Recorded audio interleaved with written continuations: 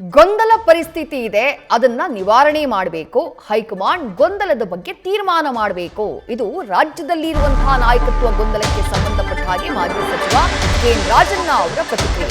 High command ಏನಾದರೂ ಒಂದು ತೀರ್ಮಾನವನ್ನ ತೆಗೆದುಕೊಳ್ಳಬೇಕು ಅಂತ ಆಗ್ರಹಿಸಿದ್ದಾರೆ ಕೆಎನ್ ರಾಜಣ್ಣ. ಒಂದು ವೇಳೆ ಮುಖ್ಯಮಂತ್ರಿಗಳು ಮುಂದುವರೆದ್ರೆ ಸಂಪುಟ ಪುನರ್ರಚನೆ ಆಗಬೇಕು. ಸಂಪುಟ ಪುನರ್ರಚನೆ ಮಾಡೋಕೆ ಸಿಎಂಗೆ ಅವಕಾಶವನ್ನ ಕೊಡಬೇಕು ಹೈಕಮಾಂಡ್ ಅಂತ ಆಗ್ರಹಿಸಿದ್ದಾರೆ. ಮತ್ತೊಂದು ಕಡೆ ಪ್ರಧಾನಿ ಮೋದಿ ಡೀಸೆಲ್ ಹಾಗೆ ಚಿನ್ನದ ಖರೀದಿಗೆ ಸಂಬಂಧಪಟ್ಟ ಹಾಗೆ ಕೊಟ್ಟಿರುವ ಹೇಳಿಕೆ ಸಂಬಂಧ ಪ್ರಧಾನಿ ನರೇಂದ್ರ ಮೋದಿ ಏನ್ ಜ್ಯೋತಿಷಿನಾ ಅಥವಾ ಪ್ರಧಾನಮಂತ್ರಿನಾ ಅಂತ ಹೇಳಿ ಪ್ರಶ್ನೆ ಮಾಡಿದ್ದಾರೆ.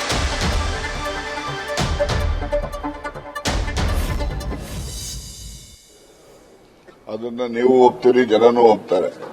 ಆ ಗೊಂದಲದ ಪರಿಸ್ಥಿತಿಯನ್ನ ನಿವಾರಣೆ ಮಾಡಬೇಕು ಅಂದ್ರೆ ಸಿದ್ದರಾಮಯ್ಯನವರು ಮುಂದುವರಿಬೇಕಂದ್ರೆ ಅವರಿಗೆ ಸಂಪುಟ ಪುನರ್ರಚನೆ ಮಾಡತಕ್ಕಂಥದ್ದಕ್ಕೆ ಅವಕಾಶ ಕೊಡಬೇಕು. ಆಗ ಸಿದ್ದರಾಮಯ್ಯನವರು ಮುಂದುವರಿದ್ದಾರೆ ಅಂತ. ಅವರಿಗೆ ಎಲ್ಲಿನವರೆಗೂ ಸಂಪುಟ ಪುನರ್ರಚನೆಗೆ ಅವಕಾಶ ಕೊಡೋದಿಲ್ಲ ಅಲ್ಲಿನವರೆಗೂ ಕೂಡ ಮುಂದುವರಿಕೆಂದು ಡೋಲಾಯಮಾನ ತಾನೇದು. ಅದಕ್ಕೋಸ್ಕರ ಸಂಪುಟ ಪುನರ್ರಚನೆಗೆ ಅವಕಾಶ ಕೊಡಿ ಅಂತೇಳಿ ಒತ್ತಡನೂ ಇದೆ. ಮತ್ತೆ ಬಹಳಷ್ಟು ಜನ ಶಾಸಕರು ದೆಹಲಿಗೆ ಹೋಗಿ ಎಲ್ಲ ಮುಖಂಡರುಗಳನ್ನು ಭೇಟಿ ಮಾಡಿ ಅವ್ರಿಗೂ ಕೂಡ ಒತ್ತಡ ತಂದಿದ್ದಾರೆ. ಅದಕ್ಕೋಸ್ಕರ ನನಗೆ ಆಶಾಭಾವನೆ ಏನಪ್ಪಾ ಅಂದ್ರೆ ಸಿದ್ದರಾಮಯ್ಯನವರಿಗೆ ಸಂಪುಟ ಪುನರ್ರಚನೆಗೆ ಅವಕಾಶ ಕೊಡ್ತಾರೆ ಅಂತಕ್ಕಂಥ ಆಶಾಭಾವನೆ ನಾನು ಇಟ್ಕೊಂಡಿದ್ದೇನೆ. ಯಾವ ಕಾರಣಕ್ಕೆ ಹೋಲ್ಡ್ ಆಯ್ತು ಅಂತ ತಮಗೂ ಗೊತ್ತಿದೆ ಸರ್. ಆ ವಿಚಾರ ನಾಯಕತ್ವದ ವಿಚಾರ ಇದೆ ಸರ್. ಹೌದಪ್ಪ, ಈಗ ಬದಲಾವಣೆ ಆಯ್ತು, ನಾಯಕತ್ವ ಬದಲಾವಣೆ ಮಾಡ್ತೀವಿ ಅಗಾಲ ಮಾಡಲಿ ಹೇಳಿ, ಯಾರು ಬೇಡ ಅಂತಾರೆ.